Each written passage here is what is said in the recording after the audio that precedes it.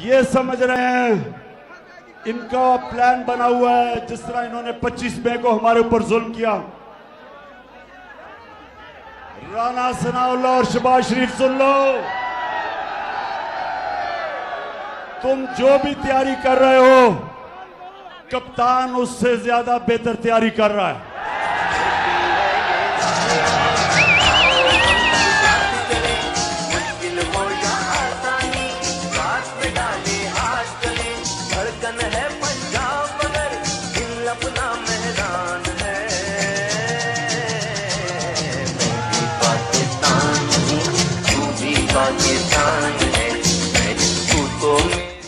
اچھا،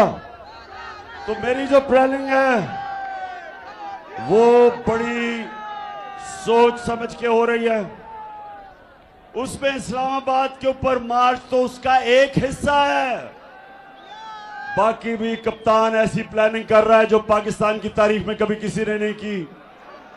اور یہ میرا چیلنج ہے۔ رانا ثناء اللہ تم تو خیر ہو یہ قاتل اور مجرم،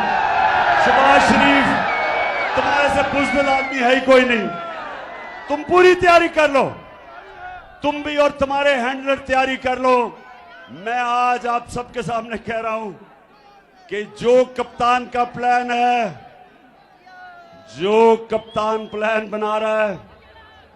جو بھی پلاننگ کر رہا ہو وہ فیل ہو جائے گی، تم نہیں روک سکتے۔ آپ الیکشن کروانے پڑیں گے۔ اور کہتی ہے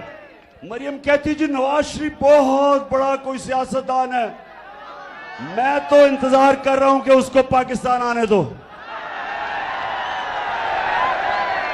اس کا انشاءاللہ ایسا استقبال ہوگا کہ وہ ساری زندگی وہ بھی یاد رکھے گا اور ہینڈلر بھی یاد رکھیں گے، نون لیگ بھی یاد رکھے گی۔ لیکن میں یہ چاہتا ہوں کہ الیکشن ہو، یہ ساری جماعتیں ایک طرف، یہ سب ایک طرف ہے، اور میں آپ کو آج انشاءاللہ اللہ پہ ایمان رکھتے ہوئے آپ کو چیلنج کرتا ہوں کہ آپ نے الیکشن کمیشن بھی اپنا رکھا ہوا ہے،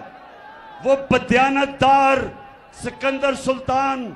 سے گھٹیا آدمی کوئی نہیں جو تمہارا پورا نوکری کر رہا ہے، وہ بھی تمہارے ساتھ، سب تمہارے ساتھ ہے۔ تم دھاندلی بھی کر لو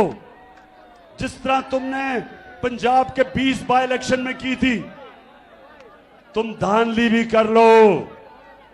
لیکن آپ کے سامنے وہ کپتان کھڑا ہے جو پاکستان اور ہندوستان کی کرکٹ کی تاریخ کا واحد کپتان ہے، جس نے ہندوستان میں جا کے ان کے امپائروں کے باوجود ہندوستان کو پھینٹا لگا کے آیا تھا۔